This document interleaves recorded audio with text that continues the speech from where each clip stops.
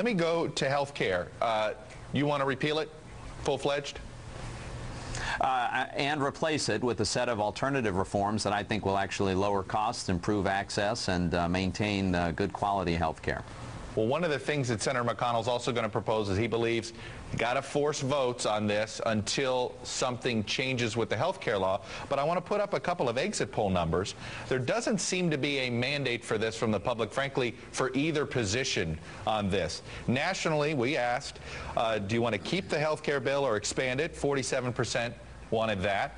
48% said repeal it. These are among people that went to the polls on Tuesday. In Pennsylvania, a majority actually said leave the plan alone or expand it. 45% were for repeal it.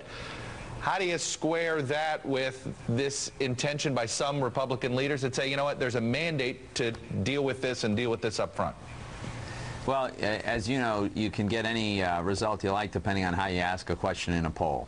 Throughout this campaign, I emphasized the need to replace this bill that was just passed with an alternative set of reforms. And when you talk about what those alternatives are, and it's clear to people that it's going to lower cost, for instance, by giving individuals the opportunity to deduct the cost of health insurance, by introducing more competition than we have today among insurance providers, by providing medical malpractice, liability reform.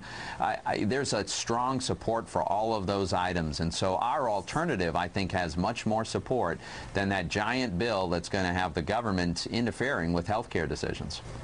At what point do you look at it and you say, well, you know what, look, it's just not going to get through. You're not going to get, say, 80% of what you're wanting to get, or even 75%, because there's a majority in the Senate, or frankly, you only need 41 senators at this point to make sure nothing would get through in either direction. At what point do you say, you know what, let's set aside this debate and focus on the economy, focus on job creation?